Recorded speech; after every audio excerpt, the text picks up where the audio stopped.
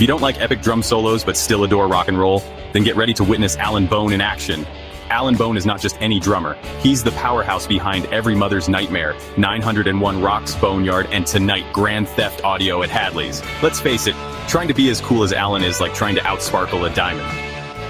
One time, Alan was strolling down the beach with his rock-hard pecs and fanny pack when Fabio saw him and broke down crying like a sissy little girl. True story. Fabio realized he'd never be as sexy and cool as Alan. And honestly, who can blame him? Alan's epicness is unmatched. Who else do you know that takes steak protein injections straight into their pecs? Yep, only Alan. So, come see Alan Peck's Bone with Grand Theft Audio tonight at Hadley's and bask in the glory of his awesomeness and rockin' pecs. Trust us, you don't want to miss this. Alan Bone, where epic meets epic-er.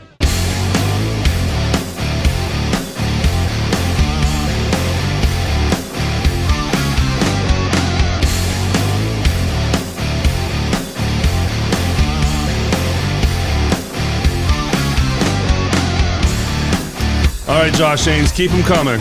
901 rocks. I like that. You keep making them, and we'll keep playing them. Welcome to the Rhythm Section, a Memphis music podcast where we celebrate the soul of Memphis and North Mississippi music. Produced by SRP Studios Podcasting, srpstudiosllc.com. Catch new episodes every Wednesday morning on Apple and Spotify, and don't miss our video releases at 6 p.m. Central on YouTube and Facebook. For more information, visit therhythmsectionpod.com. And we are now streaming on Radio Memphis. Dig it. Tune in every Tuesday at 7:30 p.m. Central at radio-memphis.com. I knew I was going to do that. radio-memphis.com to catch our latest interviews and a special intro segment exclusive to Radio Memphis listeners. Again, Tuesdays at 7:30 p.m. Central, radio-memphis.com. And if you enjoy the show and find it in your heart to support it, you can easily donate to our tip bucket through Venmo and CashApp. The links are in our episode and social media descriptions, or simply search the Rhythm Section Pod on either app. All right, now join us for our new TRS Sunday Replay series. Each Sunday, we return your favorite interviews in the order they were originally published. This week's replay is Los Angeles Dodgers fan, Mr. Jimmy Falk from Area 51, 6 Feet Thunder and Broken Snare Studios. You can catch upcoming replays with the Fever Tree Band recorded in their rehearsal space. That was fun. On October 13th. And Danny Vaughn from Taiketo on October 20th. I love me some Taiketo. All on YouTube, Apple, and Spotify. Take the chance. Real quick, detour. Danny Vaughn is coming into the country to do some solo acoustic stuff with Anthony Corder.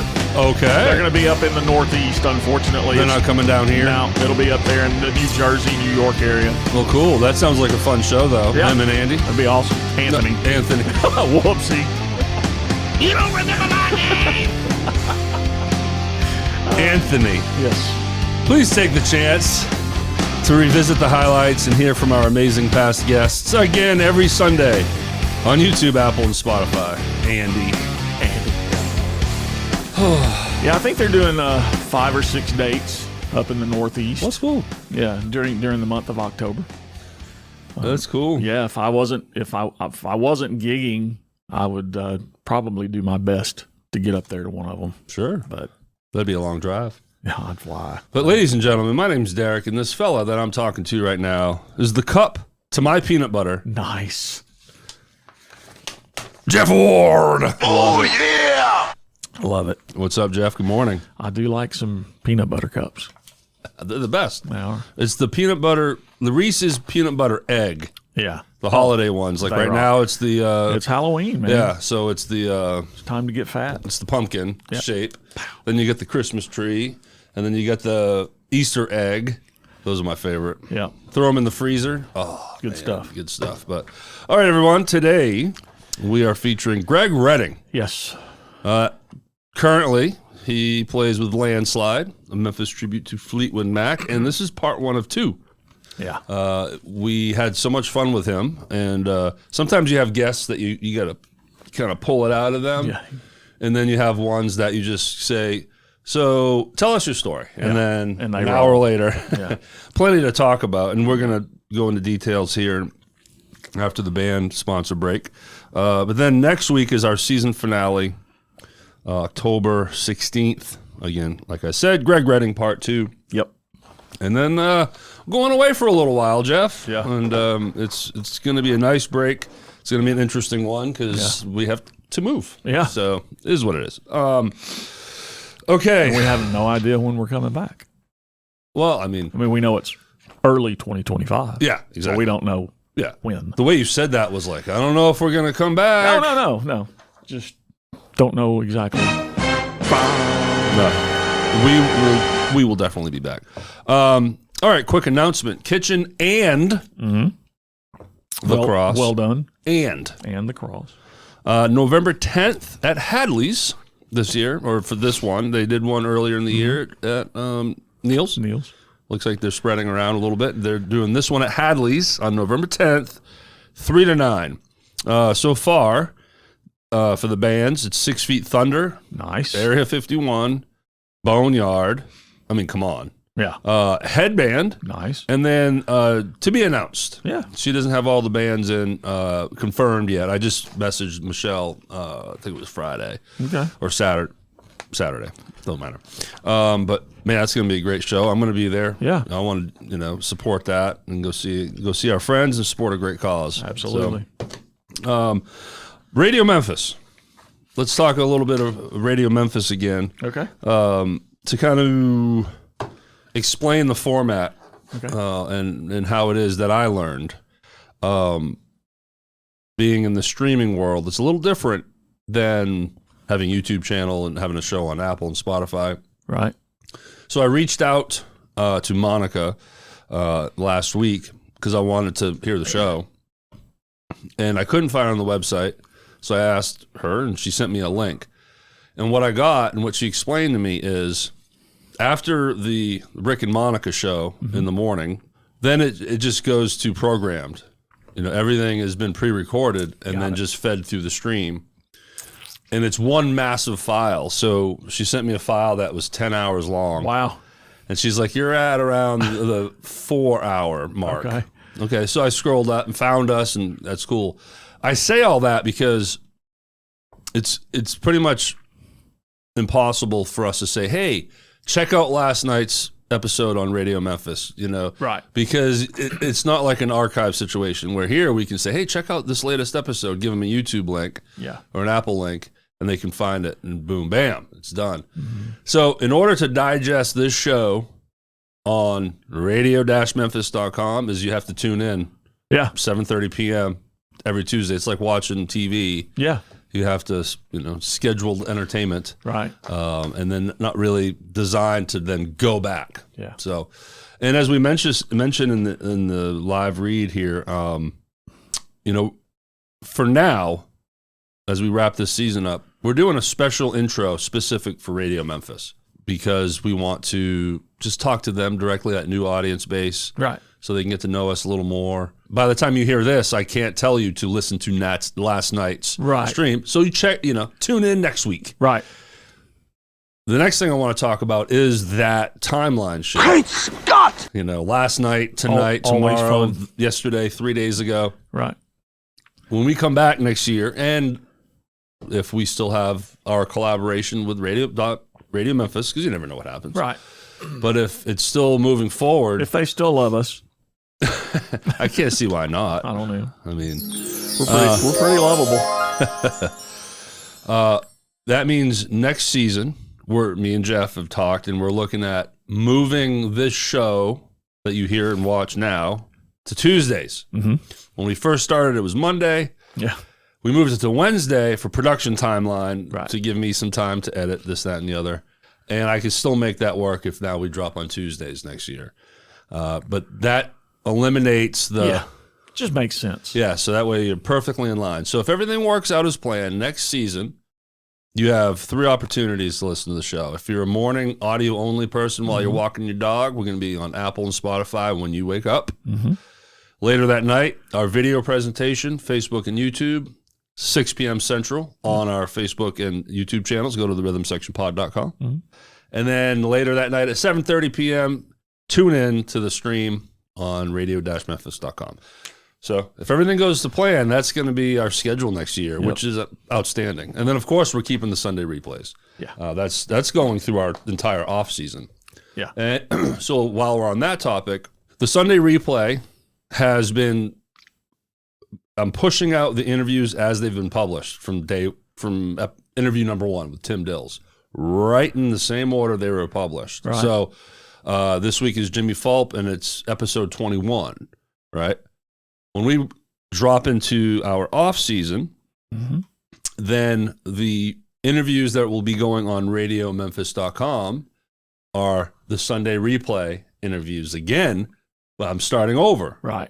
So Tim Dills will be the first interview pushed out on Radio Memphis. So now you get the cycle starting over. Right. Which is, I think, great. So well, it's awesome, and we're going to be introducing Possum Titty to a whole new that's it gaggle. Yes, and listeners. And just overall, all of our guests now have a Yeah. new channel that this is spitting out to, which is really exciting. Tony Meharry, who's having a birthday as we speak. I think today is his birthday. Happy birthday, We Tony. interviewed Tony. He's got a whole new audience to introduce himself That's to. right. You know, today's Monday the 7th, so happy birthday. Yeah. So yeah, I just wanted to kind of just go through the Radio Memphis format and how things look.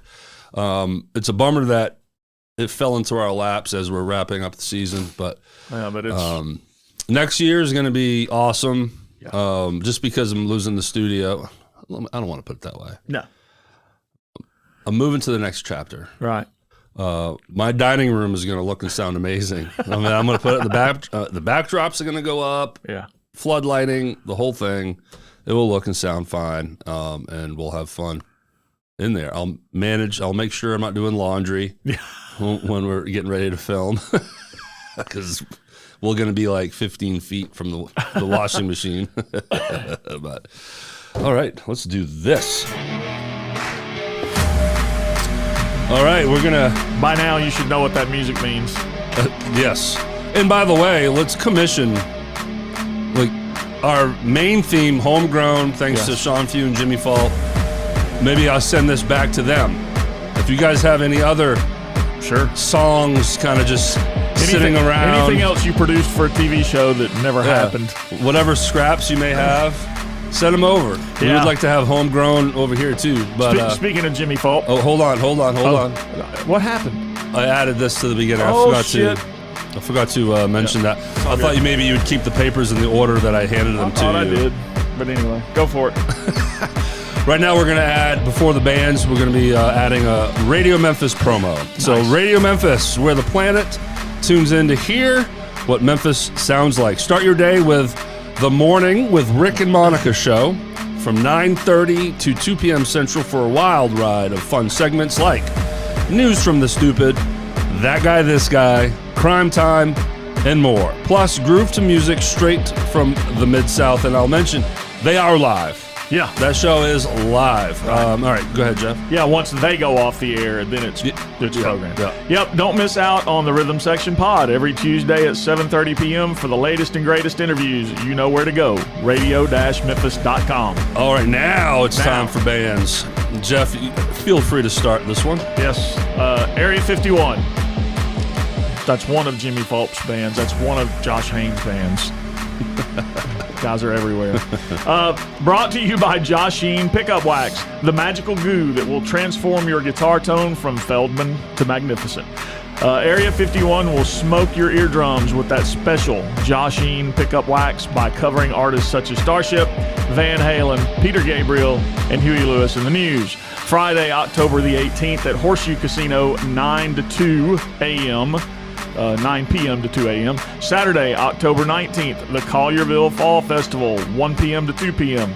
Saturday, October 19th, Horseshoe Casino, 9 p.m. to 2 a.m. And Sunday, November the 10th, the Kitchen and the Cross benefit at Hadley's. Follow Area 51 on Facebook at Area 51 Memphis. So that first paragraph for Area 51 is the same as last week because I'm really trying to push the pickup wax. Yeah. Trying to help out our friend here and get those sales up. All right, Sean Few. I got a long list here. that involves all three bands. Okay. So I'm going to just rip through them in the order of the dates, so they're kind of mixed up. Here we go. Friday, November 1st, the Lost 45s at Neil's Music Room. Saturday, November 9th, formerly known as at Neil's Music Room. Following day, Sunday, November 10th, 6 Feet Thunder at the Kitchen and the Cross Benefit at Hadley's. Then, Saturday, November 16th, formerly known as at Hadley's. Sunday Fun Day, November 17th, the Lost 45s at Hadley's. And then Saturday, November 30th, formerly known as at Dan McGinnis. Now, a special feature here. Sean asked me if we could give Mr.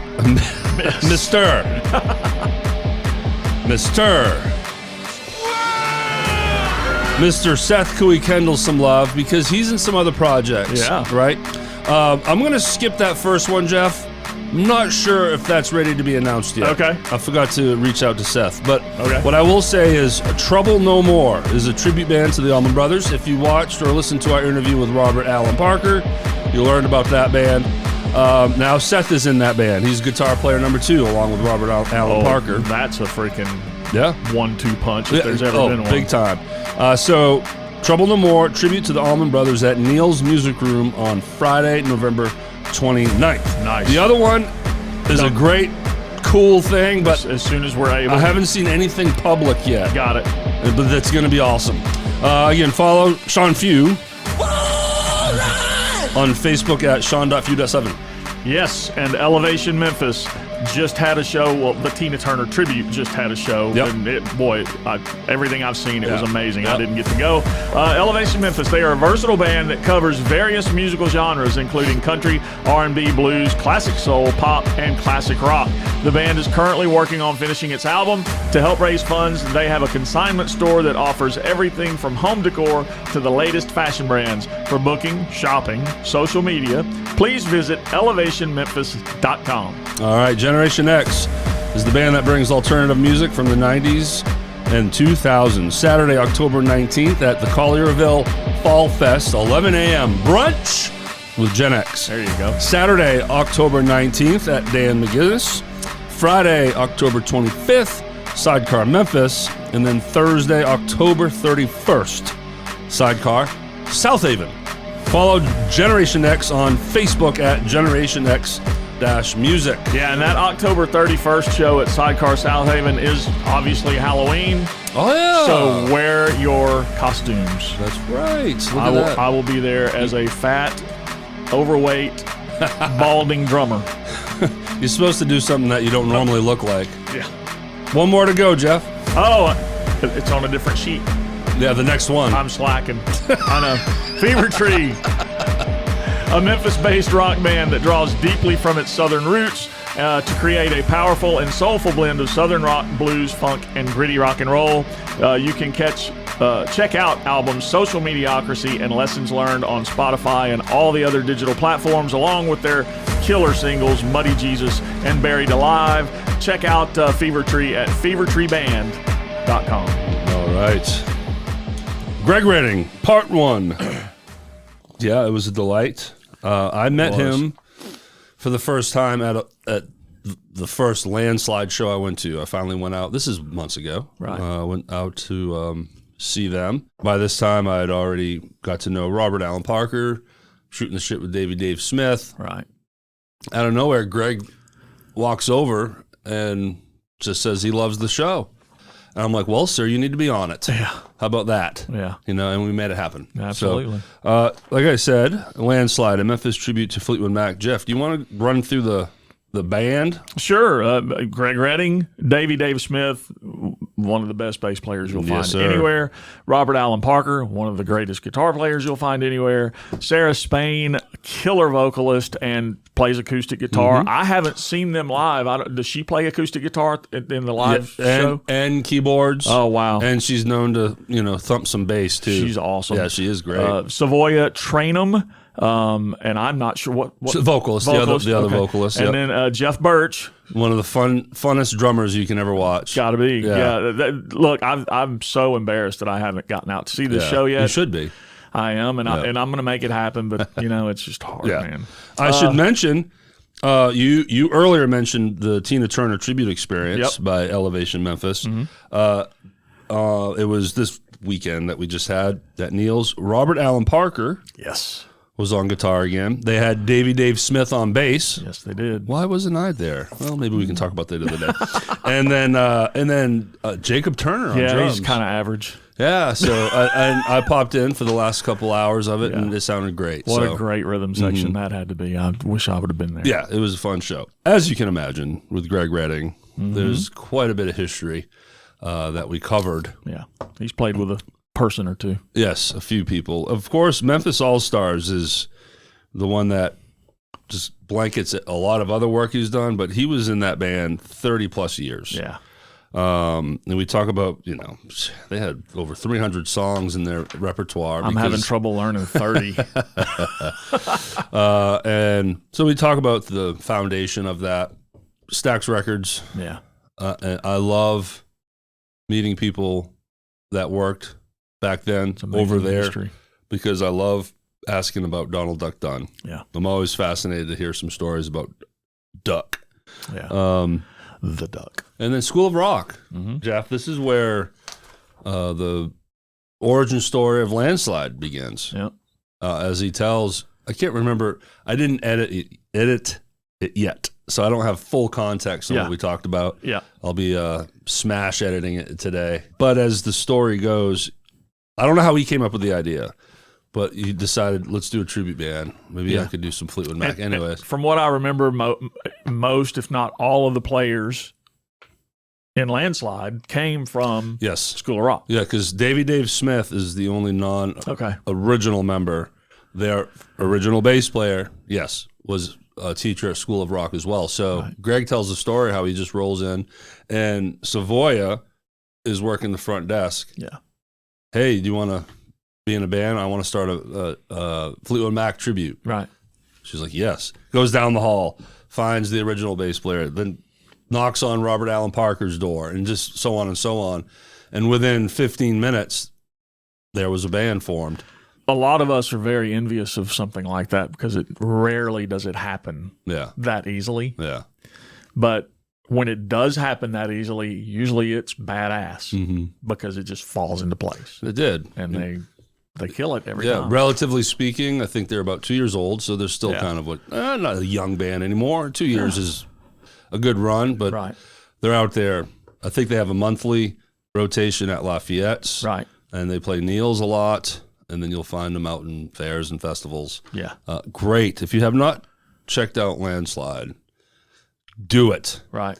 Even if you are just a fringe fan of Fleetwood Mac, you respect them. And that's me. Yeah. I've never dug into Fleetwood Mac, but I still see this. It's amazing. And you're going to be reminded of all the hits they had. Oh, yeah. But it's also done well. I mean, the band sounds great.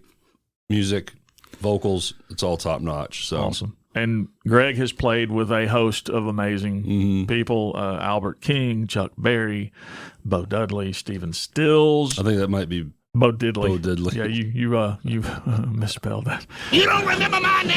And I just read it like Ron Burgundy. Go fuck yourself, San Diego. I'm Ron Burgundy? That's right. Black Oak, Arkansas, the Barkays, the Coasters, the Drifters, the Shirelles, and Del Shannon. Yeah. Part 2, you're going to hear Black Oak, Arkansas. And it was nice to finally hear someone open up about an experience of working with some people. And this episode, he does tell very interesting stories about Chuck Berry, too. Yeah. He is an interesting cat to work for, notoriously. Jim Dundee.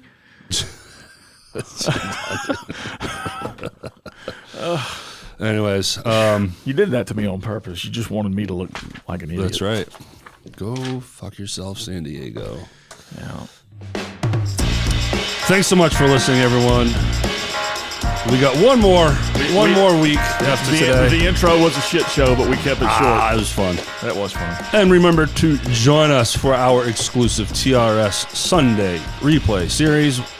We bring back your favorite interviews on YouTube, Apple, and Spotify every single Sunday. Yeah, and thanks to our band sponsors. Again, you can find us on Apple, Spotify, YouTube, Facebook, and Instagram. Find all channels at therhythmsectionpod.com. And I don't know if you people are listening when we give that address out, but please go to therhythmsectionpod.com. Everything is there. It's got everything you need. And once again, streaming on Radio Memphis.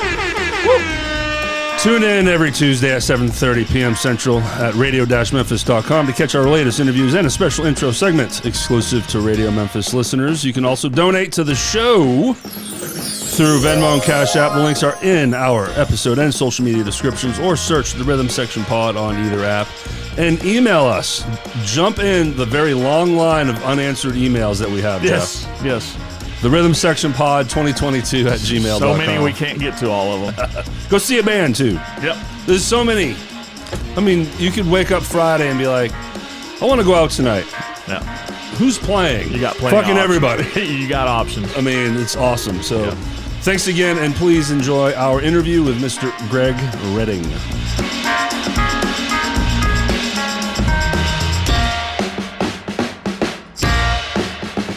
All right, everybody, here we are. Let me introduce to you to the great Greg Redding. What's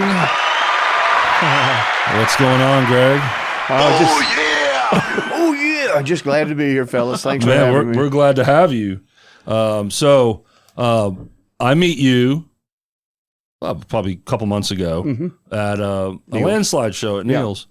And I was cracking up before we started how you introduced yourself to me. Hey, I love the show. Right. And I was like, I'm Greg. I'm like, yeah, I know who you are. So I was like, we started talking. It's usually the other way around. Yeah. I'm Derrick. Would you like to come do an interview? And then it was like Stax Records came up. I was like, well, okay, let's just stop talking now. Right. Let's get you on the show. There's quite a bit to be told, for sure. Oh, my God. And you sent us a list of artists you played with. And my goodness, a lot to talk about. And great to have you here. Man, thank you both for having me. I love this kind of stuff, okay? Yeah, and thank you for watching the show and being a fan. They say I was vaccinated with a phonograph needle, so... So you just got out of church, right? I did. What church you play at? Heart Song. Okay. And, The flock that rocks. You play with Walter Wright at that church, I do. Right? And Richard Cushing. And my friend LaShawn Robinson just sat in with y'all a couple weeks ago. Right. So, yeah, man, I heard that's a heck of a band there. It'll be 1 year next month that I've been with those guys, and I've loved every minute of it. It's great. And it's a hike from there. They're all the way at the end of Walnut Grove. And then down some. Yeah, right. So you came straight to here from there? Yeah. Well, thank you. Oh, Thank you my for pleasure. that drive. What part of town do you live in? Memphis State area. Okay. Memphis State. I'm sorry. I just dated myself. Yeah. University of Memphis. Yeah. I love that. Yeah. I used to live out there, Park and Highland. I live right off of Southern and Highland, about 4 blocks off of there. Mm-hmm. Yep. Been there for 33 years. So. Nice. The Highland Strip has come a long way. And then, look, I remember the Highland Strip back in the 60s, okay? Yeah. Which was like the hippie hangout. And at least once a month, the cops would do a sweep. Yeah. And put everybody up against the walls and search them and take all their weed and anything else. All that old school, seedy, stemmy brickweed. Yeah, that you would go to jail for a year for having a joint. Right, It was a whole different day back then. But yeah, that was the original strip. And then it's kind of become... We played newbies. Well, the All-Stars played newbies quite a bit. The Memphis All-Stars, which we will be talking about for sure. Right. But yeah, now, unfortunately, I'm starting to see more vacant spaces there again. The Bluff shut down. I know. They got some new owners in. Okay. And what happens there is obviously, if it's not really doing well, they go, well, let's just shut it down. It makes more sense. And that was a really nice venue that the school used a lot for our shows and stuff. So. Yeah, I used to host trivia nights there a long time ago. But yeah, it was a nice place. This is a big white building? No, it's part of the strip. Okay. In between Newbies and... Right next door to Newbies. Yeah. In fact, at one time they were connected. Okay. Yeah. Okay. I know. So that closed. I didn't know that. Yeah. But Currently, you're with Landslide, the awesome Fleetwood Mac tribute band. Just got nominated for Best Local Cover Band. I saw that. Yes, Awesome. yes. It's all because of Davey Smith. Yeah. Let's be real here. Okay, yeah, the moisturizer. What can I say? Oh, that's right. We got another gentleman that knows all about Josh Sheen. I have the product in I'm here. sorry to hear that. Should I go get it? No, that's quite all right. Do you need any wiener No, swipes? I don't sir? have any air conditioning in my car. I'm quite moisturized right now. For years and years and years, 30 plus years, you played with the Memphis All-Stars. Right. And Don't say it like that. No, years it's and true. years and years. well, 30 plus years is a lot of years. It is a lot of years. I inherited that band. So it's been going even longer than that. I joined it in like 1985. It was being run by a gentleman named T.O. Earnhardt. It Okay. was this big 350-pound piano-playing monster. And we were hooked up with the Dick Clark Productions people. And that's where I got to do a lot of these shows with my old heroes and stuff from the 60s and stuff.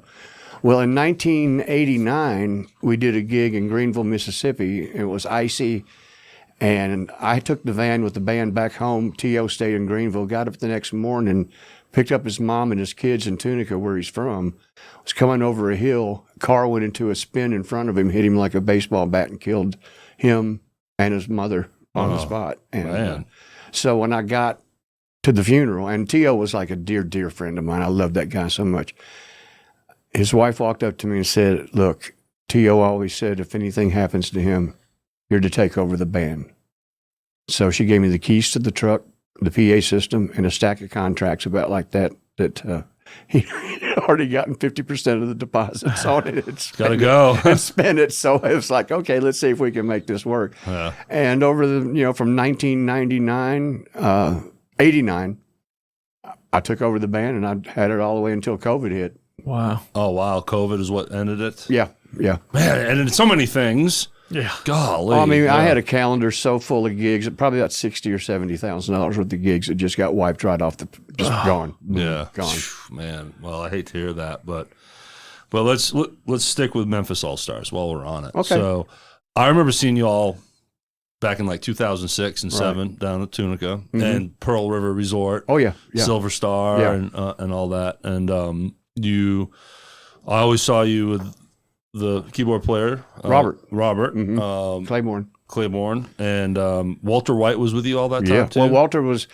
I probably had most every musician in this town in that band at one time or another over the years. Tommy was with us for like 18 years or so. Tommy Cathy. Yeah. Yep. And then the final lineup, though, was Walter, Robert Claiborne, his brother Henry, and myself. And that was really, I thought, the strongest lineup that we had. We were just serious old school rhythm and blues. Yeah. And I mean, well, you know the talent there. I mean, it's just, yeah. and I just hung on for dear life. Well, I want to bring up Walter again, but Jeff, I think that's the lineup we saw at Lafayette. Yes, it is. With our friend Mark Goodman. Oh, Yeah. So we have another Mark person here. And love that guy. We And that- loved him. And I hate to admit this, but that is the only time I Yes. saw that band. Well, yeah, I And saw I him years was- ago, but we I was didn't play. blown away. We didn't play in town that much. Yeah, we right. really didn't. The casino thing. I mean, when it opened up in '95, I saw that as a money source. Sure.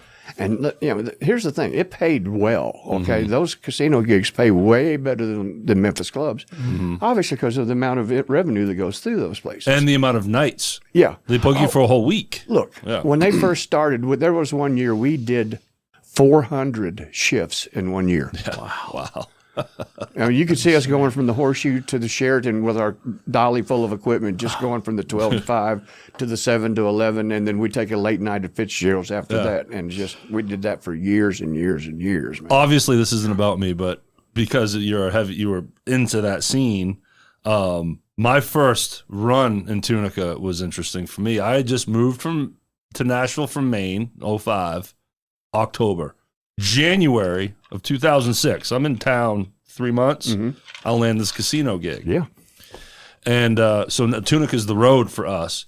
And my first run was Friday and Saturday at Replays. Do you remember Replays Yeah. at the Grand? Yeah, I do. And then 2 7-nighters back-to-back at the Horseshoe. So it was 16 straight nights. Dude, I went from playing twice a month if lucky. Yeah. So that my back was killing me. I mean, I was like, okay, this is for real. Yeah, let's go. It's not real rewarding as far as audience participation goes because Right. basically you're playing to the top of people's heads as they're cranking the slot machines. Yeah, those penny slots, man. And the volume police, you know exactly what They're I'm better now. Yeah. They're better now. In early days, we did Circus before it became Gold Strike, and they had us 50 feet away from a craps table. What are you going to do? And the crap, that's the one where they've got to hear all the bets placed and everything. Yeah. What it taught us, though, a couple of things actually, how to play quietly with dynamics. And also, if you took it in the right frame of mind, hey, you're getting paid to get better. Yeah. Okay. Yeah. I mean, my chops were so up during that whole period. It was crazy. I mean, I was playing better than I ever played before. That's a great way to look at it. We did not. We were pissy about it, and we would protest, and we'd, Well, there was a lot of local bands from my era that were like, "Ooh, I just don't want to do it." And I said, "You're right. You don't want to do that. Stay away from there. I'll take care of it." Sure, I'll take the money. But it put my kids through 12 years of private school and college. Nice. That would have never happened playing in local clubs. And I'm not dissing the local clubs. It's a matter of economics, and volume of shows. Right. Like you said, 400 shifts in a month. Yeah. So Golden Moon, you familiar? Well, Golden Moon and Silver James Star. Taylor's one of my lifelong friends. He's the entertainment director down there. So. The James Taylor? Yeah. No, I'm just kidding. So what we used to do at the Golden Moon is, typical thing, sound check, they bring up the dB meter, right? Oh, yeah. And you're like, well, hey, it's going to get louder. We would just let them do their thing. Okay, great. And then we would play however we wanted, but we all had this radar. As soon as we see that red shirt coming around the corner, we would drop it down, do our thing. You're wise. You're very wise. And then they'd thumbs up, they'd walk away, and then bring it back right up. back up. Yeah, that's exactly the way to play that whole deal. Yeah, I know that. Oh, I know that. You know that trick. Oh, my gosh, yeah. And that old Silver Star stage, that old rinky dinky, and the soda machines were in the back, and it would stink. And Well, they finally kind of cleaned it up. they rebuilt the whole thing. Yeah, which made it much better, much better. But I played that place when it first opened. In fact, the first casino that opened, Splash, back in Tunica proper. I remember. I was standing at the door the day they opened, going, "Y'all need bands?" Good for you. And we had a 10-piece band with an Elvis impersonator. Damn. I was standing there waiting to pay my cover to get in and lose my money. Isn't that crazy? Paying a cover to get into a casino? They were doing $120,000 a week in cover charges. Oh my God. Mine was a lot And of they it. had this big Quonset hut outside where they put everybody until they could, and then your number would come across this little screen above the stage. I sat there several times. Wow, that's wild. Just couldn't wait to go in there and play blackjack and drop another $300. I wasn't here clearly way back then, but I was here early enough to see now the Grand is gone, Resorts is gone, Sheridan / what was it after the Sheridan? The Roadhouse. Yeah, it's gone. I played when it was both. Yeah. That's gone. Yeah. It's kind of sad. It was Treasure Bay at one time. Yeah, Treasure Bay. What happened is over the years, more and more casinos popped up. Okay, Indian Res all around the region. Yeah, and they didn't have to be on the river. That whole river thing kind of limited. But at one time, there was like 9 or 10 casinos, and they were packed out 24 hours a day, 7 days a week. But then as it became more available outside of the area, and I'll tell you what really killed them was Southland. Yeah. Really? Oh, my gosh. Okay. Because now, we all know the secret to a successful business is location, location, location. Here they sit at the intersection of two of the busiest interstates in the country, right across the river from a large town, Memphis. Right there. And not only that, but they have a really nice facility over there. It's beautiful now. Yeah. I played when it was the Juke Joint. I love the Juke Joint. The Juke Joint was fine, but the casino compared to what it is now. Right, was very, very... And now it's smoke-free. Yeah. It's wild. Well, there's one smoke-free and one smoke. I mean, and it's... I play over there with Adam Hart from time to time. Yeah, because I'm starting to play there now in the main lobby, and whenever I want to feel nostalgic, I'll walk to the smoke section and be like, this is what a casino smells like. But the Juke Joint was one of the best places for us to play because you could dance. It was away from all the machines. They paid a cover charge to get in. What happened, in my opinion, is as they got going, they decided to start doing this after-hours DJ thing. And they were bringing in gangster rap.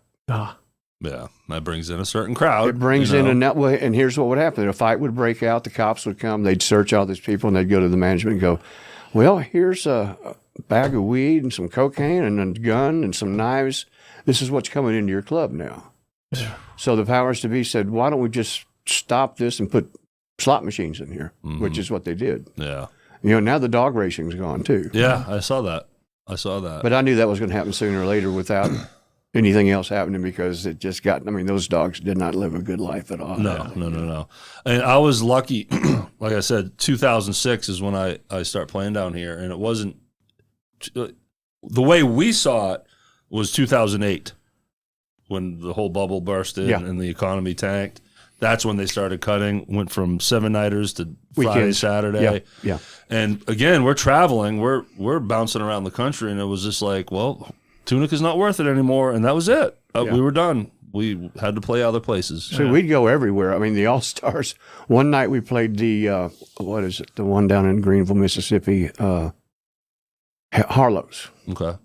And we got finished there and drove straight 30 hours to Jackpot, Nevada. I played there.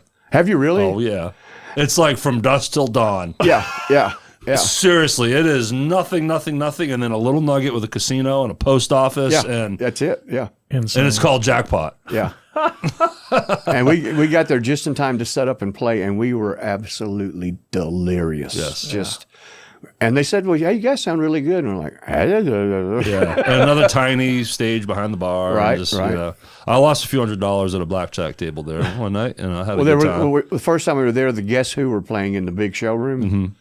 And one of the guys came out and was watching us, and he goes, "You guys really from Memphis?" He goes, "Yeah." I said, "Yeah, we sure are." He goes, I said, "But are you all really the Guess Who?" He said, "Well, it's kind of like Guess Who's in the band this week." One original guy here and there, No, there was none. Yeah. There was none. The Bachmans weren't there. Burton Cummings wasn't there. Nobody was there. Just kind of whoever took over the name. Yeah. Or the agency that owned the name is how that worked. That's how Foreigner is now. Oh, I know. It's sad. Yeah. I'm going to see him, though, in Styx at the Botanical Gardens. I'm hoping to. My son works for a company that has a table there, and sometimes there'll be some free seats left. And last year I got to go see the Doobie Brothers. Nice. And like Michael McDonald is like my hero. And he broke into Taking It to the Streets, and I just went, oh, nice. There's the voice. Yeah, that is the voice, but... Man, I could talk casinos all day long. Oh, yeah. You want to compare resumes, Greg? Not. I don't think you do. I got your beat because I was there from day one.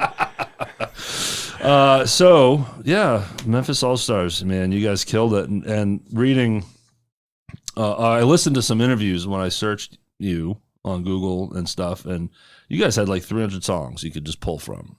At least. That's crazy. And a lot of times people request a song, and we go, yeah, we know that. We there were songs that we didn't even know we knew. Yeah. But with that level of talent. And we never rehearsed, ever. That band never rehearsed. Well, when you play that many shows. Well, it's like this.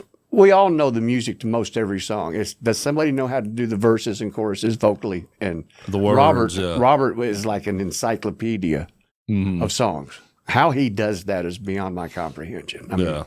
Well, when I saw you guys, we always loved you. Thanks. Whenever, because... of course, everyone knows how Tunica works. There's bands all around you. But then in Pearl River Resort in Choctaw, Philadelphia, Mississippi, Choctaw Reservation, there's 2 casinos, Silver Star and Golden Moon. And we'd pull the Golden Moon, and then the Silver Star shift was later. So we'd go party over there. And when it was the Memphis All-Stars, we knew we were going to hear some good shit. And we always enjoyed you. But, obviously I didn't know who I was watching. Right. I didn't know you were. I didn't know Greg Redding then. Who is that old guy? Why is that white boy in that band? I know, right? What's going on here? Something's a little different, but all right. Well, that's awesome. Where do you want to go next? Let's go to the beginning. All right. Let's go. I think really and truly it started in... You born and raised in Memphis? No. Okay, where are you from? I was born in St. Louis. When I was 5, I moved to a little town called Sikeston, Missouri. Okay. And in the 5th grade, at the end of the school year, they gave us all a musical aptitude test, which basically I think was, can you tell the difference between a half step, things like that. So that summer, I got a letter that said, you scored very high on the test. You have your choice. You can be in the orchestra or the band. See, and that was back when they still had string programs. Yeah. Which, Oh, wow, yeah. I mean, this was like I was 5th grade, so that would have been 10 or 11, about 1960, 61, somewhere in there. So I wanted to play violin. That was in my heart really badly. So the problem was my old man said, no son of mine is going to play violin. That's a sissy instrument. You're the next shortstop for the St. Louis Cardinals. This is not going to happen. Okay. Thanks, Dad. And I'm like, so you can swear on this show. Oh, It's I can? Okay. So anyway, the orchestra instructor lived right down the street because Sykeston's a very small town. So I got on my bike, rode down there. He was mowing his yard. I said, do I have any options? He goes, yeah. He said, if you'll play the upright bass, the big stand-up thing, Yeah. He said, we'll give you one. Okay. I said, done. Yeah. So my brother and I, Dan, got on our bicycles, went to the junior high. He grabbed one end of it, I grabbed the other end, and we pedaled through Sykeston with this bass violin. I got the head, he's got the tail. We pulled in the front yard. My old man stands there, he goes, what the hell's that? I said, didn't cost a dime, be quiet. So I did that, and obviously I had this thing for music anyway, and I took to it really quickly. But then in Sykeston, there was an aha moment and then the big bang. The aha moment was every year in September, they had this big rodeo. And it would be one of 2 different kinds of entertainment besides the horses stomping on people. One year it would be the cast from Bonanza, Lauren Green, Dan Blocker, and all those guys. One year it was the singing cowboy Rex Allen. Okay. And I always sold hot dogs there. I actually sold a hot dog to Clint Eastwood one year. I thought that was pretty cool. Nice. But all of a sudden, Did you give him a free drink? probably. But I'm standing there, and all of a sudden, there's a band in the middle of this rodeo field, an actual band. There's guitar players, bass players, drummer. And I'm like, oh. And they did this song called, and I looked it up on YouTube. It does exist. Son, don't go near the Indians. Okay, look it up sometime. It's Times there. have changed. Son, don't go near the Indians. But anyway, it was an aha moment. I went home. My brother Dan had gotten a guitar for Christmas the year before, and it went under the bed and never came back out again. So I pulled this thing out from under the bed. It's an old Sears and Roebuck Stella guitar. Had action that was more suitable for slide than for guitar, but it didn't matter. So I picked it up. I just tuned it to a chord, started strumming away, and I'm like, okay, this is pretty cool. So I went and got 2 things. I got a Mel Bay book of chords, which is all the chords, C, F, and G, and all that stuff, and a Kingston Trio songbook. Because basically folk music was the thing in 1962, 63, around there. So I started learning. I was getting fairly competent at it. Then the Big Bang hit. February 9th, 1964. It was a Sunday night. First off, we throw so many people under the bus because of dates and everything, and you are like He's nailing everything. painting such a picture. That's awesome, man. This is awesome. I can't remember what I had for breakfast, but I remember all these days. Go figure that one out, right?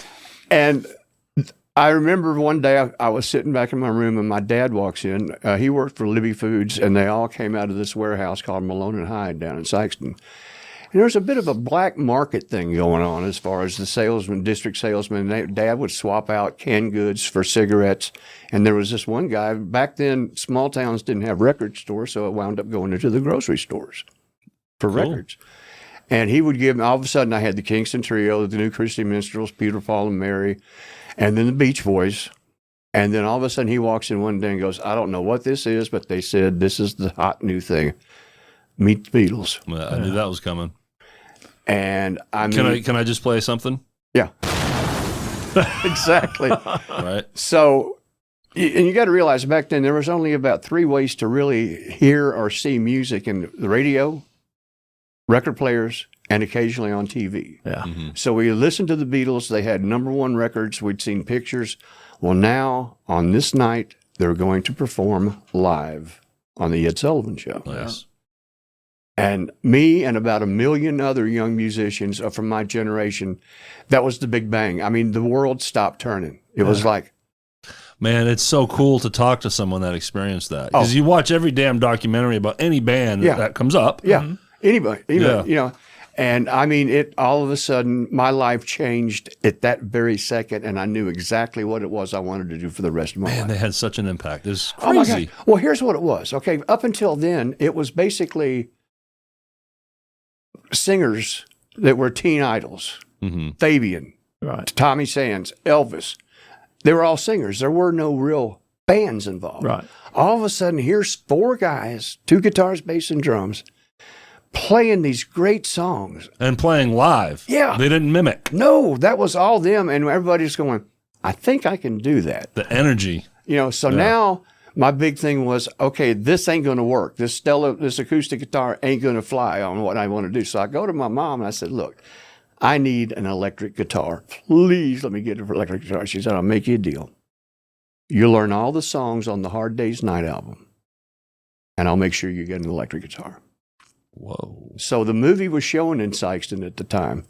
I went to the owner of the theater, explained my situation. I said, now look, if I clean up the aisles and take all the trash out between the matinee and the night show, can I just hang? He goes, yeah, sure.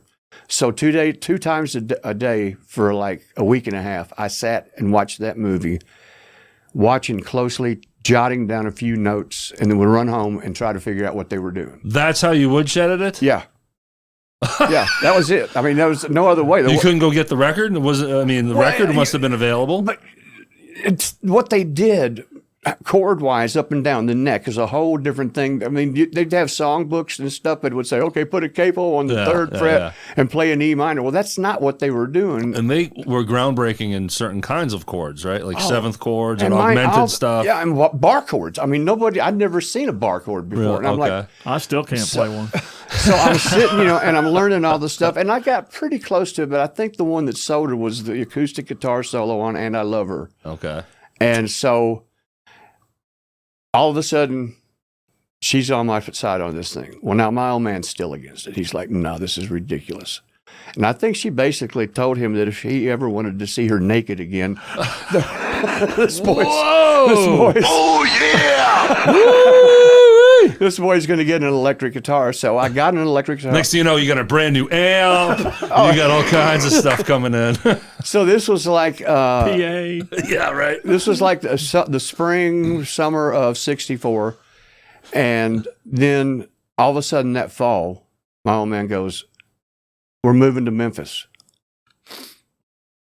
And I'm like 14 years old. And I've been here. This is all the people I've gone to school with since kindergarten. I kind of got a girlfriend. I got the whole social thing going on. I am totally against it. I'm trying to find friends that'll let me move in with them when my parents move away.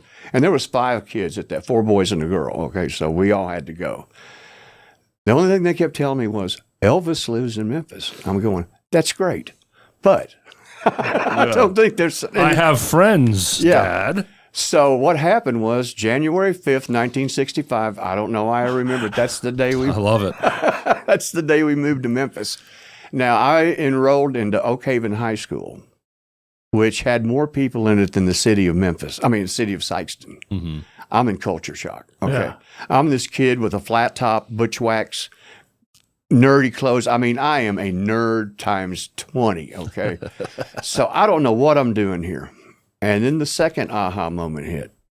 We had a school function, a pep rally or something like that. There was a band playing. I'm like, I looked at my friend. I said, "What's this?" He goes, "Oh, that's the next of kin. There's about 3 or 4 bands in the school." I went, "What?" Just in one school. One school. And so it dawned on me that I'm in a big town now, and I started looking around. Actually, the first band I heard when I moved to Memphis, the Ted Mack Amateur Hour was on, which was kind of like the original American Idol. Okay. Yeah. And all of a sudden they said, from Memphis, Tennessee, the Gentrys, which was Larry Raspberry and his guys. Okay. And I was like, wow, okay, this is pretty cool. So school let out, spent the summer playing baseball. That fall, first of all, the word got out that I was a bass player. Okay, because back then what would happen is you'd have 3 guitar players, a singer, and a drummer. Who was ever the worst guitar player played bass. was kind of the right field of bands at that point. The right field, I like that. Because nobody really, I mean, and the bottom line is it's the most important instrument in the band. But by this time you were playing guitar as well. Yeah, I was playing at guitar. Okay. You were still trying to learn. Yeah, was I any good?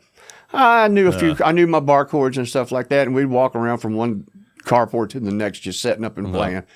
But you were a good bass player. Well, I knew how to play bass. Yeah. You know, I understood the concept. I could actually read notes out of a book if I needed to. Okay. So there was a band out in Parkway Village where I grew up called The Foremost, and their bass player had bad grades, and his parents took him out of the band.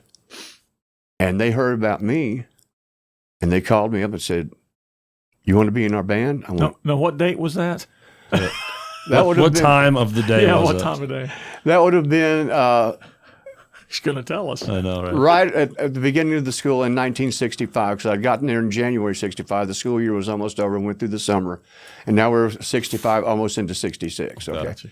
And so now, they want me to play bass in their band, but I don't have a bass and I don't have an amp for that. Right. So I went to my mom, again, God love her. I said, "Look, I get to be in the band, but I got to have a bass, guitar, and an amp."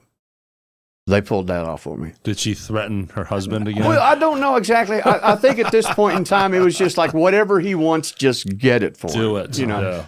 So I got my bass and I got my amp, started rehearsing with these guys, and I mean, I'm in seventh heaven. I'm in a band. So by this time, you're like, I'm so glad we moved. Yeah, now it's making sense. Yeah, Yeah. it's making sense. And so we played our first gig in late November, early December of 65. At the Rainbow Skating Rink out on Lamar Avenue. It's gone now. I remember it. Okay. And I was so nervous that I actually almost fainted on the first song. I had to sit on my amp for a couple of 3 songs just to get my bearings straight.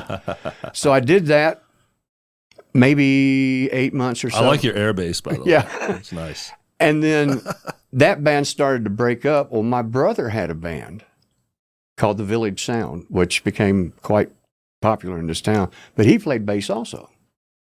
So obviously you can't have 2 bass players in the same. Was he older or younger? Younger. You're 2 years younger. So you broke the seal. We both started at the same time on upright bass. So once you started, then yeah, if he wanted to start, then Yeah. mom and dad had Right. to be like, okay, Yeah. well, we let Greg, so yeah, exactly. and your dad is like, fuck it, whatever. Yeah, that's pretty much No how. more baseball players. I quit playing baseball just to piss him off. Okay. Nice. So all of a sudden we realized, and they already had 3 guitar players in the band, so there's no need for me to play guitar. I said, "Fine, I'll play keyboards." I didn't know shit from Shinola about keyboards. So they went out and bought me an organ and an amplifier, and I started taking lessons from a guy that was playing with the box, or was about to play with the box tops, Rick Allen, great keyboard player. So I did keyboards from 66 to 75, 76 when my second B3 burned up in a fire.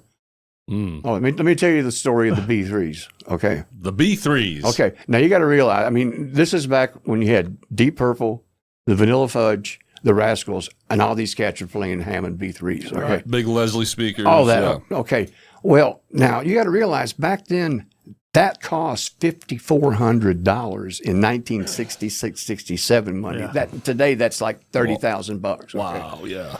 So my old man, God rest his soul, signed for one, and I paid $54 a month forever. Okay, so I had it in the Village Sound. Well, the Village Sound kind of just reached a natural end, and the reason was everybody was talking about doing original material. Now, when that band broke up, Pat Taylor was in the band. I'm sure you heard of Pat from the Breaks and Edgewood, D. Beaver and Combinations. We all went out and formed our own original bands. And at this time, I had just gotten away from not having to go to Vietnam. That's another story in itself. But I met this guy named Bill Rennie, and he was a bass player. And we started this band called Silver. And we stayed on the road, but we started writing songs. And we thought they're pretty good songs. And Silver ran for about a year and a half, and it fell apart, at which time Bill and I got an offer to play with Albert King. But they wanted me on guitar. And I'm like, okay, I'm going to BS my way through this the best as I can. Because by this time, you've put in a lot of work on bass and keys. Yeah. Even though guitar was first. It was the last thing that I actually stepped into as a full-time job. And so I'm just kind of bullshitting my way through this whole gig. And we stayed on the road with him for like a year and a half, one of the most embarrassing moments of my whole life ever. Think about Albert. One night you'd be playing the Zodiac Lounge in Gary, Indiana. The next night you'd be in Iowa City, and your opening acts are Peter Frampton and the Jay Giles Band. And so we're at this big college gig, and Peter Frampton and Jay Giles are opening for us, which I'm having a hard time wrapping my head around. So I'm sitting outside of the dressing room. I look up, here comes Peter Frampton and Jay Giles. And I'm like, oh my God, heroes. And they walk up to me and they go, you're in Albert's band, aren't you? I went, yeah. They go, do you think we could get us inside so we could come pay our respects? Now, I'm a white boy from East Memphis. I don't know who Albert King is. We were making $165 a week and we had to pay our own hotel bills. Yeah. Okay. So there's 6 to a room almost every night. So anyway, I looked at him. I said, all he does is play Jimi Hendrix and Eric Clapton licks. And they looked at me Oh my God. like I was the most ignorant human being to ever walk the face of the earth. And Frampton looks at me and goes, I hope you're kidding, because you do realize that Jimi Hendrix and Eric Clapton play Albert King licks. I'm looking for a hole in the floor to climb into. I am so embarrassed. So you don't know. I had no clue who he was. Well, I did now, because first of all, I was a keyboard player, but the guitar players that I was most enamored by were Page, Clapton, Hendrix, and Jeff Beck. Those were my guys, And so that's when I realized, okay, I'm actually playing with the legend, the guy that wrote the book that all my heroes have read and learned from. So that while this was going on, one day we're home for a minute. I get a phone call from Terry Manning from Ardent Studios. You know who Terry is? Mm-mm. Google him sometime. Okay, he did Led Zeppelin 3. Okay. He started with ZZ Top, Tres Hombres, all the way through Eliminator. Okay, guy was and still is a musical genius. Okay, Producer extraordinaire, engineer extraordinaire, just one of the most talented and incredible, cool people I've ever had the chance to know. Well, he calls me up, and he had known Bill, and they had a group earlier that he was kind of recording with. He says, "You guys got any material?" And we're like, well, yeah, but Bill and I have been writing quite a bit. He goes, come play me some songs. No, why does he call to begin with? Here's the reason, is because this is when Stax realized that they had lost all of their catalog to Atlantic Records. And Ardent Records was distributed by Stax. Now, the band, The Village Sound, backtrack for just a second, we were signed to Hip Records, which was a white subsidiary of Stax, because they were trying to break into the white market as best they could. So Terry, they had told Terry, first of all, Cargo, a band from Tulsa, killer band, and Big Star were already on the label, okay? And, of course, Big Star's first album was amazing, just amazing. But so he calls us up, and we go in, we just started played some, first of all, I played him some songs. He goes, I think we can do something with this. He said, get Bill, get in the studio. And so we went in the first day, just acoustic guitar and bass. And a lot of the Hot Dog album is just that, with overdubbed drums and stuff like that. At the end of the session, he says, what do you want to call this thing? And we're like, I don't know. So he writes on the box, Hot Dogs.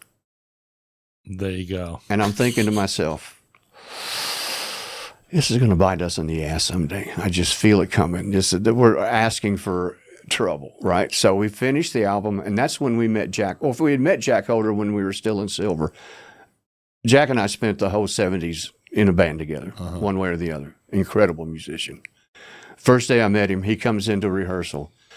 I had a steel guitar that I'd bought, because I wanted to be a steel guitar player in the worst possible way, which after a year of practicing, I succeeded. I was a steel guitar player in the worst possible way. So Jack sees it over there in the corner, and he goes, what's that? I go, that's my steel guitar. He sits down behind it, and you see the light go off in his head, and he pushes down on the pedals, strums the strings. And he goes, play that song you guys were just doing. It was a Elton John song that had steel guitar in it. I figured, Leave On or something like that. He sits down and plays it like he's been playing the thing all of his life. I'm going, I hate you. That's not fair. So anyway, when that band broke up, Jack went one way and Bill and I went the other way. So we're sitting there and we start putting these songs together. Well, Jack had a habit of always knowing what I was up to. And one day the phone rings. He goes, hey, how you doing? And he goes, I hear you guys are making a record. Yeah, we sure are. He said, you think I can get in on it? And of course, you don't turn Jack down. I mean, that's an ace, okay? So he comes in and he becomes a part of it. Then a guy from Muscle Shoals, Fred Prouty, who had played on several hits down there, he comes into town. We're doing a little club gig out on 3rd Street with Eddie Harrison. I'm sure you've heard of Eddie. Original singer for, say, I got guys, I could give you a discount. But anyway, give you a discount. The gig was from 10 to 4 in the morning, 6 sets. Ooh, yeah, it was a booger bear. But so I told Fred, I said, man, we got this little thing we're doing at the studio. So Fred gets in on it. And by the end of this thing, we actually have a band, and there's about 4 or 5 cuts where it's an actual band, and it starts making a thing. Okay, here's where the ass biting happens. Oh, God, I'll never forget this night as long as I live. They booked us at the Whiskey A Go-Go. Wow. Landmark gig. Sure. You know what I'm saying? I mean, that's the place that everybody dreams. We're playing the Whiskey. Mm-hmm. We're standing backstage, and all of a sudden the announcer goes, ladies and gentlemen, the Whiskey A Go-Go is proud to present to you for the first time a band that we're sure you're going to relish. A band that is destined to cut the mustard. Get off your buns and let's hear it for the hot dogs. I love it. Get off your buns. Yeah. So that was, Oh, you're like 3 puns back to back. Oh, and to back. and this is like the press is there. I mean, we got no. and from there, then we went on stage, and my Hammond organ, I did a rake, and I broke a key and opened my hand up, and I'm bleeding like a stuck pig. I mean, it's just one of those weeks. Okay, so that all finished, and we started to cut a second album, and in the meantime, this is when Stax got into the whole CBS Records quagmire, you know, where they had signed distribution with Clive Davis. But then Clive got fired. So all of a sudden a new guy comes in. He doesn't really care about Stax, okay? Plus you have to realize at that time in the early 70s and late 60s when I was signed to them in 1967. This is a very racially torn town, okay? Yeah. The fact that there was a successful company run by a black man was not smiled upon. Yeah.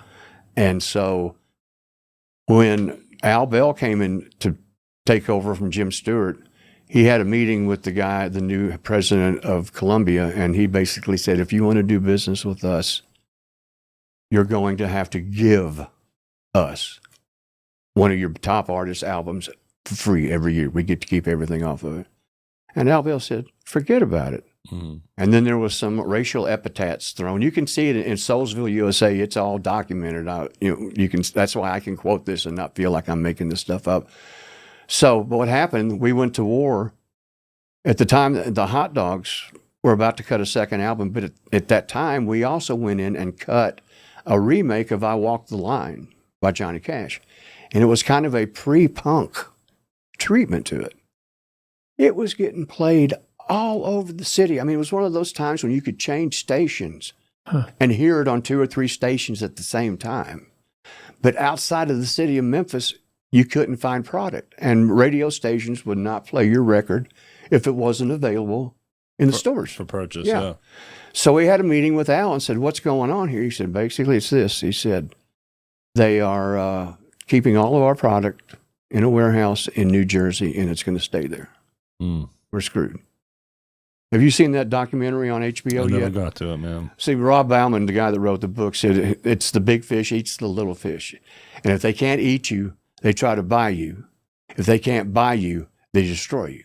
And that's what happened with Stax. Then they made some really stupid loans with Union Planters Bank, and the whole thing just collapsed on itself. Mm-hmm. And in the meantime, I worked in the demo studio at Stax, doing songwriter demos for whoever was about to cut a record, and I was getting on guitar. Still, I don't really know that much about what I'm doing, but I'd had Jack Holder around for a year and a half, so I'm the sponge. Just anything he plays, I'm trying to process it. And so I was with them until the day it closed. And so now back to the thing about the B3s in 1971. Oh, I left myself a note, Greg, to circle this back. Okay, so that's. I'm glad me and Jeff don't get paid by the word. I told you guys. Oh, I love it though. No. I love it. So when I'm still tell your story. I'm still in silver. And I've forgotten all about the B3s. Okay, this is a great story. So I kind of got to set it up so that it'll all start making sense. So Sure. We're playing a club in Little Rock called the Checkmate Club, and it's 10 to 3 in the morning, right? So I come off stage, and somebody from the bar comes up and goes, "You got an emergency phone call." Okay. I pick up the phone. It's Memphis going, "Your brother just died of a heroin overdose. You need to get home." I said, "Oh, great." And I mean, we were tight. And this is the younger one that was playing. He's also a bass player. So I get home, and we'd made a promise to each other that whoever died first, we'd make sure to bury their guitar with them. And I had to go find it from this drug dealer and do all this stuff. So anyway, I went, and I mean, I'm destroyed. That was the first time I've dealt with death, much less. I mean, we were roommates from the time we were babies, and we were just close. And so I get home from the funeral, the phone rings. And it's Bill Rennie, the bass player I just mentioned. He goes, "Sit down." I go, "What?" He goes, "Well, we took the night off last night, but they had another band come in and take our place." He said, "But after they quit, the club burned to the ground with all of our gear in it." Oh, my goodness. And I'm like, oh. And, at that point, it was so much else going on in my life. You were already numb. Yeah, I laughed. I was like, okay. So I go back to Little Rock that next afternoon. We start scraping up whatever we can find. Well, luckily, somehow my old man had that organ on his homeowner's policy. Yeah. So they paid for it. So I got a second one. And it was even better than the first one because it was all beefed up and it had this loud thing going with it. So I kept that almost 3 years to the day. We were playing the High Cotton Club, which was on South Cooper. And the club owner burnt that club and another club that he owned down at the same night for insurance reasons, once again with all our gear in it. So now the second B3 burns up. I couldn't insure the second one because they found out what it was I was doing with it, putting it in a U-Haul trailer and driving around the country. It wasn't staying home. Yeah, which they didn't realize until anyway, that was it for me. Okay, I don't have any more. There's no way. So that's when I became officially a guitar player. Okay, but luckily Jack was in the band. Shortly after that is when Black Oak happened. Okay, and I got an offer to go with them. Now I think that band comes up every week. Oh, look. For real. So many people have played with them. So this was like late 76, I'm sorry. And the original member were starting to bail. I didn't realize why until later. But basically, we were scabs, okay? We were replacing the original guys to prove a point. Oh, okay. Okay, so here's the final chapter on the B3. So I'm in Black Oak. You're going to love this. So I'm in Black Oak, and they're renting one for me when I'm on the road. So I'm playing about 3 or 4 songs a night on Hammond organ. I'm sitting at home, and all of a sudden I get a call from a friend of mine named Emery Smith. And at that time, Strings and Things, the music store, was located right next door to the High Cotton. Yep. He calls me up. He goes, "Man, I went in there. I scooped up all the guts, everything I could find." He said, "I've put it back together. It's mint. It's in a road case. I got the Leslie working. Everything's fine. I sell it back to you for $1,500. I said, "I'll be there Monday." That weekend, Strings and Things burned down. Oh my gosh, man! I mean, I won't even play a sound for that. I don't want to disrespect, but my God! So wow, come on. Yeah, man. Well, that's when I looked at the writing on the wall and said, I probably don't need to I need to buy something that I can take home every night, which would be a guitar. Yeah, you never had a guitar burn. No, I had the amps burn up on that fire because I had a purple Marshall that I loved dearly, and it went up in smoke too. But there was no way I was going to be able to pay for another B3, Anytime I feel like things are going wrong in my life, I'm going to listen to this episode. I know, right? So at that point in the time, the Hot Dogs had pretty much seen their better day. almost finished our second record, but it just kind of dissipated. So that's when I got the offer to go play with Black Oak, Arkansas. And you got to realize I'm 26 years old. I'm on food stamps. I'm making $65 a week on a good week. And the manager for Black Oak I'm sitting over at Ardent, and they were doing their live album at Ardent. Greg did the quotes. Air quotes. Live album. So there was a little polishing to it. Yeah. That's kind of how that all works. They're not the first and only ones to do this. No, not at all. So he said, what are you doing? I said, well, not a lot of anything. He goes, you want to audition for Black Oak, Arkansas? And just don't ask me to play a Hammond. Right. They were telling you, stay away. So I was like, well, what's the deal? He said, well, you'll start at $10,500 a year. Bam. Which in 1976 was a chunk of change, you know? He said, you'll play nothing but stadiums and arenas. You'll never touch another piece of equipment. And the women are there. You know, he used other terms, but anyway. I said, sign me up. So they flew me in a private plane up to Mountain Home, Arkansas. I auditioned. Tommy Aldridge was still in the band. Holy shit. Now. No doubt. Oh, look. That guy. Yeah. He knew everybody's parts. Okay. Rehearsing with him was boot camp.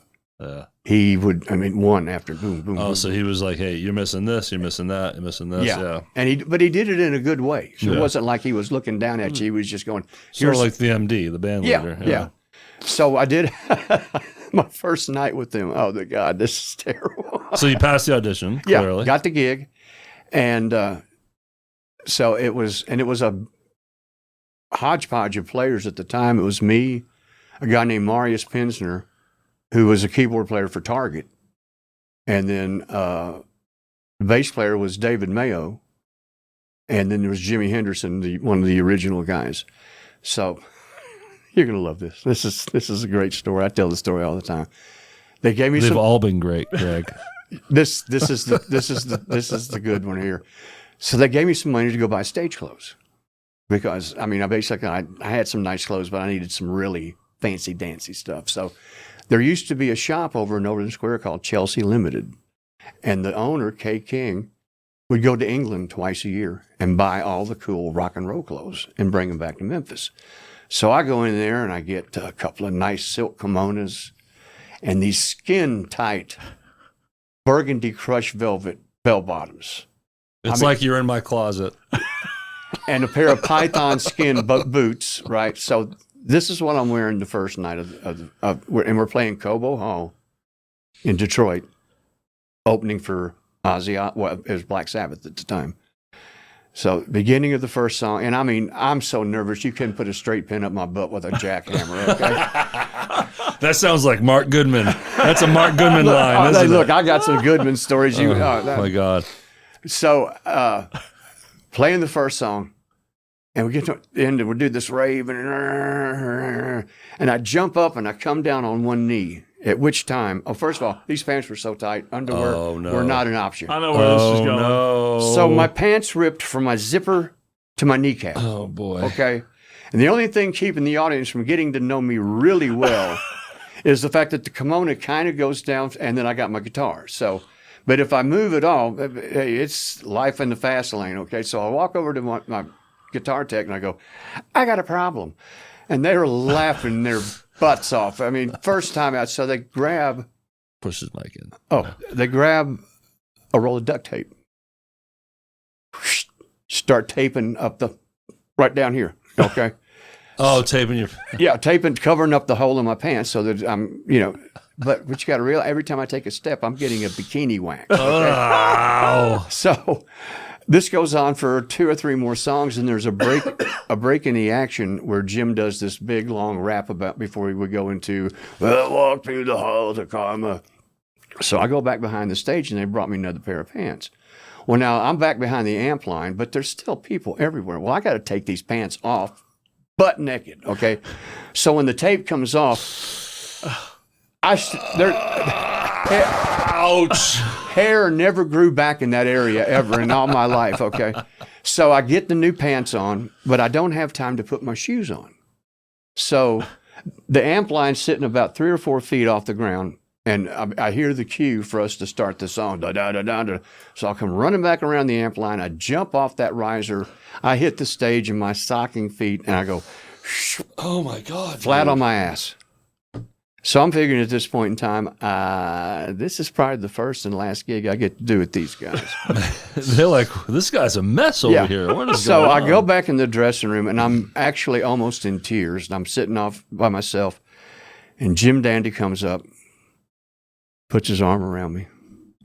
He goes, well, playing live on stage is kind of like water skiing. If you don't fall, you ain't trying.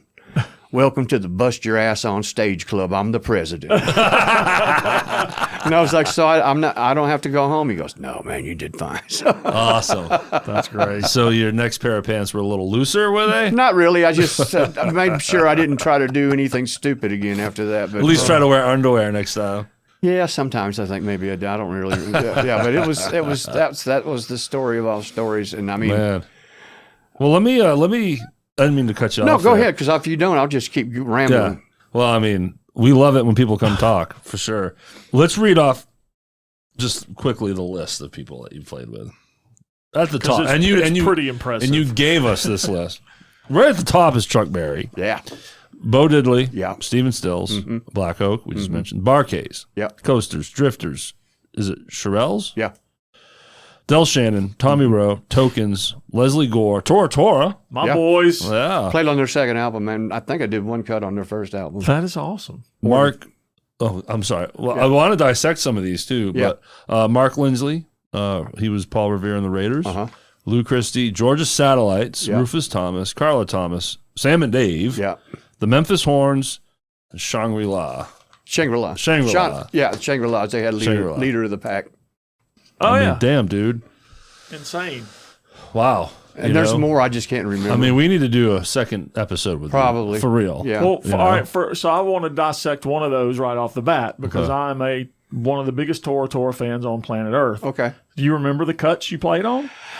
I don't. All these dates you remember, and now you can't remember the damn songs you played on. All I know is I got a call, Now I know that the Memphis Horns were also on their second album.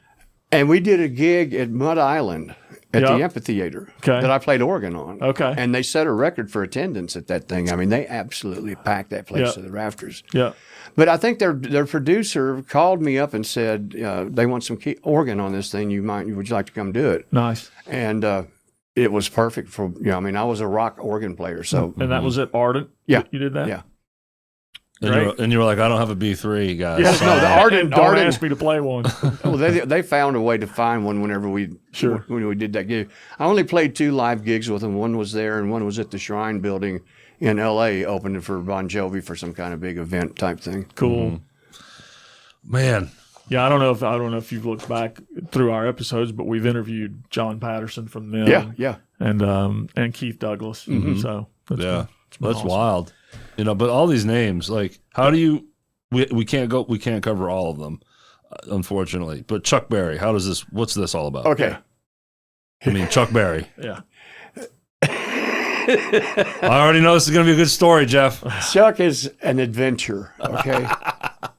The first time I encountered him was like 85, 86, when T.O. Earnhardt still had the band. See, and we were hooked up with Dick Clark Productions. So whenever there was a big oldie show, we were the backup band for all the acts that came on the show. Well, I was playing guitar on it because T.O. had the keyboards covered. And Chuck shows up, and he's standing off the side of the stage, and he looks at T.O. and goes, hey, T.O., there's only going to be one guitar player on the stage while I'm playing. Who's it going to be? They point to you. No, not only one. Yeah. Chuck is going to be the only guitar player. Oh, okay. Okay. Yeah.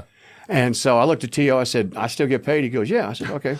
Oh, I see what's going on. Yeah. They're telling you, hey, by the way, you got to stand to the side on Yeah, this which, one. hey, look, Gotcha. Chuck Berry, what am I going to do? Right, you know, I mean, that's the master, okay? So anyway, time went by a couple of years, and then when T.O. died, I inherited all the equipment. And one of the part of it is Chuck insisted on having 2 dual Showman reverb heads and 2 dual Showman cabinets with 2 15-inch JBLs in each cabinet. Not the best sounding guitar rig in the world, but that's what he liked. Yeah. So I had those, and when he was anywhere in the area, I would call I called the management company and said, I got the amps. They go, really? I go, yeah. And he goes, well, okay. I said, I'll tell you what, because I charge him $1,000 a night for them. And they're very rare. You can't hardly find them. I said, I'll play piano too. He goes, fine. Okay. So the first time I played with him, probably about 1990, somewhere around there, 91. And we played down in Atlanta, Georgia. And this is when I found out how Chuck works. So we do set up everything. Shows at 7:30. At about 7 o'clock, here comes Chuck in a rental car. He goes, where's my band? Come with me. Sits us down in the dressing room. He goes, okay, here's how it works. If you don't know the song, don't play. If at any time during the song you get a handle on it, I'd appreciate some help. Drummer, when I put my foot down, you had best stop or I will publicly assassinate you. Okay? Memphis is in B flat. Let's go. Oh my gosh. Jesus. And that was it. Okay. So out we went. And I mean, you talk about flying by the seat of your pants. And at that time, he would not allow a digital piano. It had to be a grand piano. And he never tuned his guitar. Really? And he was famous for changing keys in the middle of the song.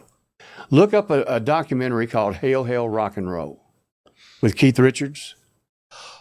Oh, I have not seen it, but there's the story where Keith Richards went into it thinking one thing and realized Chuck Berry was not pleasant. They went chin to chin because of those amplifiers. Huh. Okay. Because Keith Richards was saying those things sound like crap. Oh my God. He says this to Chuck Berry. Yeah, and Chuck Berry said, Chuck always talked in third person. He said, they sound like that because Chuck Berry makes them sound like that.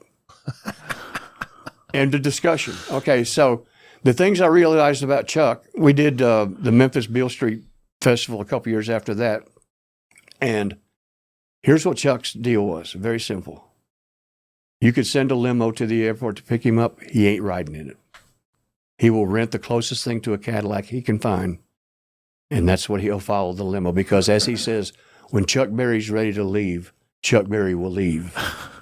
He didn't want to be dependent on. You got to realize some of the stuff this guy went through in the 50s and early 60s. Man. Sure. I mean, he got screwed over royally. Yeah. So he had a big chip on his shoulder. Big time. Yeah. And so when he walks into the venue, I remember we did him at Sam's Town, and he walks in, and he goes, "Where's my money?" Now he got $30,000 a night, $15,000 in advance, and then $15,000 when he walks in the back door. Well, the entertainment director at Sam's Town hands him a check, and Chuck goes, "That ain't money."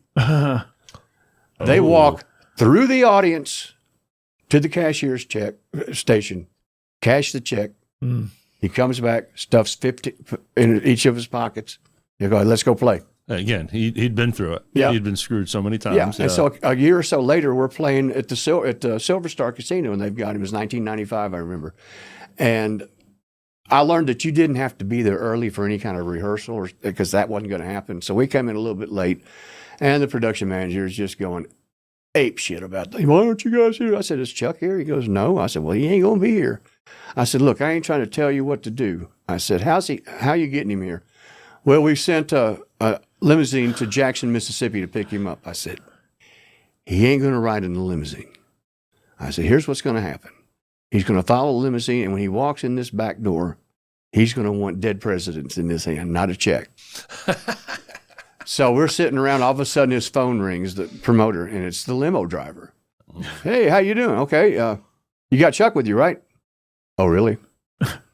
"Okay, fine. I'll see when you get here." So the limo driver said, "No, he's following me in a car."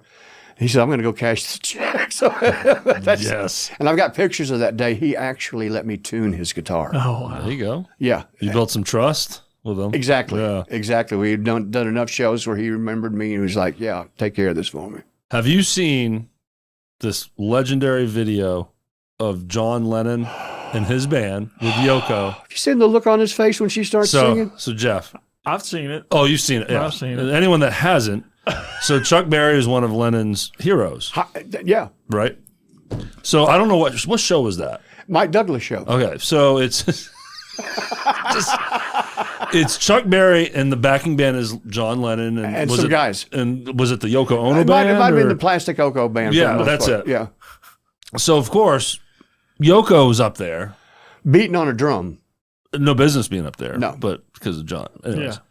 So they kick into a song, and she starts cackling like a demon, being avant-garde and artistic and everything. That thing that she does when Yes. she sings, you know. Over the verse, they're singing, and Chuck's eyeballs fall out of his head. And I can only imagine what that conversation was like after. Okay, there's no yeah, I mean, Chuck, that. I first saw that somewhere on the internet, and my first thought was, that's fake. No. That's not even real.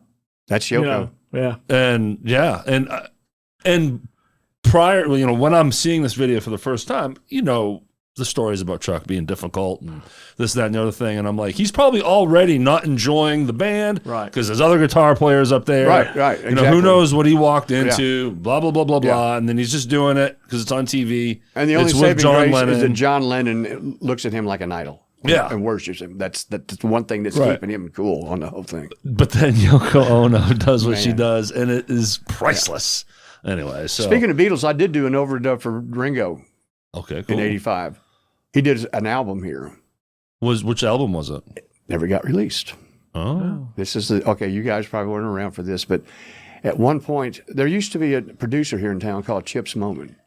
And he had a studio over on Chelsea called American Studios. That's where Elvis did his comeback, Suspicious Minds and all that stuff. He produced all that stuff.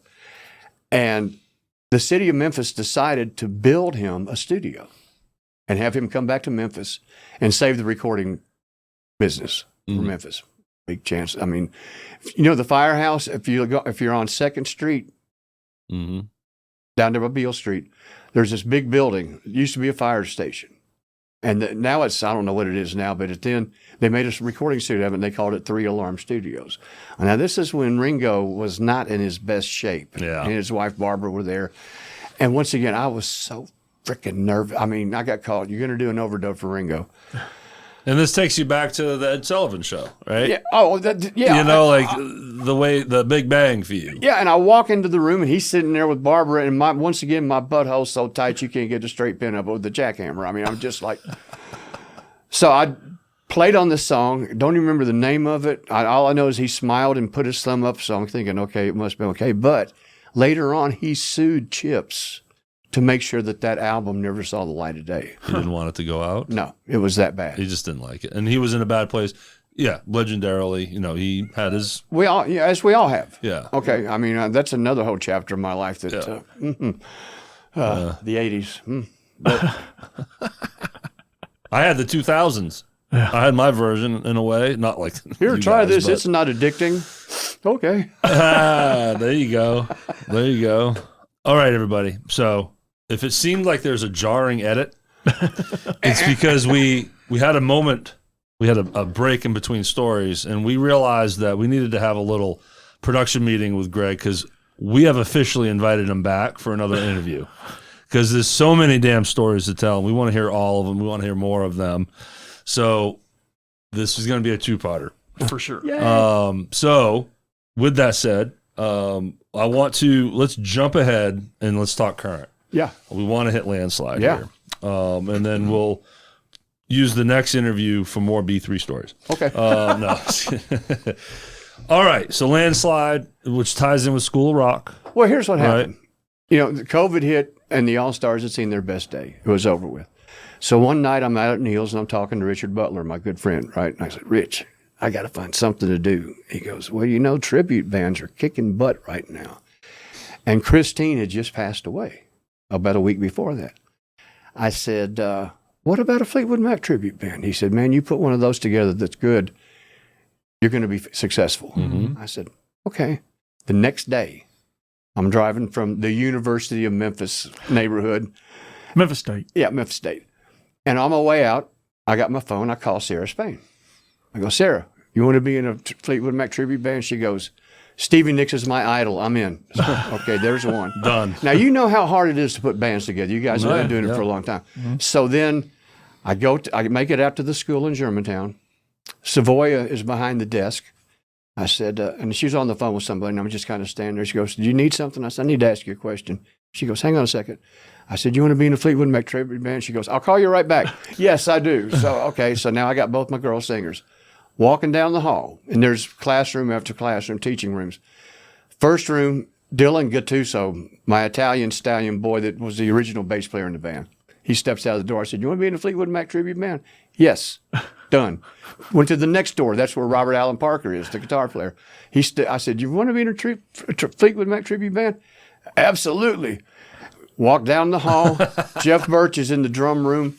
Same question, same response. The band is now together. And that guy is a character behind that drum kit. Oh, man. He's fun to watch. One of the most orchestrated drummers I've ever worked with. You know what I mean? Oh, yes. I mean, we've never, if you've ever seen us more than one time, we never end a song the same way. We follow Jeff. Okay? And he adds in like double kick. Like it's Metallica in there, yeah. but it's done well. Right. So he is wild to watch. At that point, then I called Richard. I said, we're rehearsing starting tomorrow. So he gave us a date in January at Neil's. And first night we played there, they had to turn people away. The fire marshal came because there was too many people. And it's been that way since day one. Yeah. I mean, any place we play, Lafayette's and Neil's, it's a full house. It's fantastic. You know, we've done Italian Fest 2 years in a row. That never happens. You know? And this thing happens where you go into it thinking of the top singles that you hear over and over and over. Yeah. But then you realize, no, this catalog is so deep. They had so many songs. Yeah. And one after another, you're like, oh my God, that's right. Oh, I fucking love that song. Yeah. Holy shit. Yeah. And it's just a night full of greatness. And we take them like Rhiannon and things like that. Me and Rob get into it. It's almost like Leonard Skinner meets Fleetwood Mac, you know. Yeah. And Rob, I got to tell you, you know, next to Jack Holder, that's the first time since Jack that I felt that comfortable playing with another guitar player. I mean, him and I just went. He's awesome. Oh, he's I've amazing. had the pleasure of playing twice with him now. And fun, easygoing, nice guy. Awesome. And I mean, very generous. We swap licks back and forth, do harmonies. And he told me the day after I asked him, he goes, I really don't know a lot about this Fleetwood Mac stuff, so you know you're going to have to help me out. And well, he just went and sat down and learned every song perfectly. So. Well, he's part of the Elevation Memphis Tina Turner tribute thing, and the Leonard Skinner, and Allman Brothers. Allman Brothers. So I pick on him. I'm like, dude, you're the tribute guy over here. I told him, I said, I've never been in a band where I'm competing with one of my members for gigs. I know. Great player, you know. And then now you got Davey Smith on bass. Yeah. Who was awesome. Yeah, because Dylan stayed with us for about 3 months, and I just gave Dave a call, and he went, that sounds like fun. Yeah, I'm in. And, of course, Dave shows up first rehearsal. He's got everything charted out, background vocals, everything. That's how he does. Yeah, that's awesome. So I mean, everyone, check them out. They play often. Neil's, Lafayette's. It's top shelf players all the way across the board. I mean, it just works. And I loved how Sarah Span will then go up on the keys. Oh, yeah. You're on the keys, you're on guitar, you go back and forth, and then Sarah will go back on the keys, and you guys switch it up. Then she also does guitar acoustic. on Go Your Own Way, and she plays bass on Tusk. Yeah. That's right. Yeah. I mean, it's really neat to see the level of musicianship up there. Yeah. You know, it's I have I sit back there. The funny thing is, about 6 months before this thing even happened, I was talking to a booking agent in town, and he goes, Redding, you're getting old. I said, yeah, I know. He goes, if you want to stay relevant, hire some younger players and put a hat on and go sit in the back. And that's kind of what I do a lot. They'll go, aren't you the guy with the hat? I said, yeah, that's me. Wow, Greg.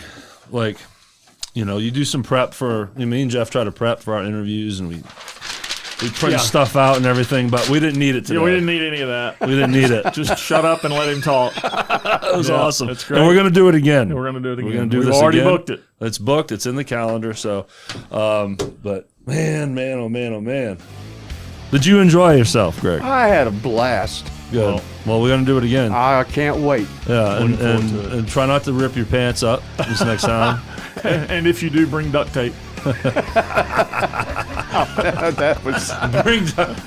That's a legendary story. I have people go, tell the one about when you were first in Black Oak. I'm like, oh God. So apologize if we skipped over something, or we're not trying to rush you. No, I understand. Look, we're talking almost 60 years of experience, and I mean, there's a lot. Yeah, so we're happy to have you in here to tell us all these things. I'm loving it, man. It gives me a chance to document it. So when I'm gone, They can go. My kids can go. This is my dad. Don't hold it against me. Well, as we record this, our next interview is in about 6 weeks, so we can't wait to have you back. Okay. This is going to be great. But and thank you for watching. I hope you were excited about him coming back. And to the band sponsors, as always, right, Jeff? And we know, without a doubt, you just learned something that you didn't know about him. Yeah. There's no way you knew all that. So, that's awesome. Yeah. Band sponsors, we can't do it without you. Follow us on Facebook and Instagram at The Rhythm Section Pod, and the website is therhythmsectionpod.com. And don't forget to join us for our exclusive Sunday replay series, where we bring back all of your favorite interviews. Greg's interview will be sometime in spring 2026 by the time these roll back around. I may or may not still be here. Oh, man. Your stories will live forever now, sir. There we go. I'm documented. That's great. No doubt. And our tip bucket, as always, if you find it in your hearts to support the cause here. We have Venmo and Cash App. You can search the Rhythm Section Pod on both. Also, all links will be in the description. So don't duck the bucket. Fill the bucket. That's a Richard Cushing saying. Well, thanks, Greg. Thank you for coming in, man, and thanks for booking to come back again. Absolutely. That's right. All right, guys. Take care. See ya.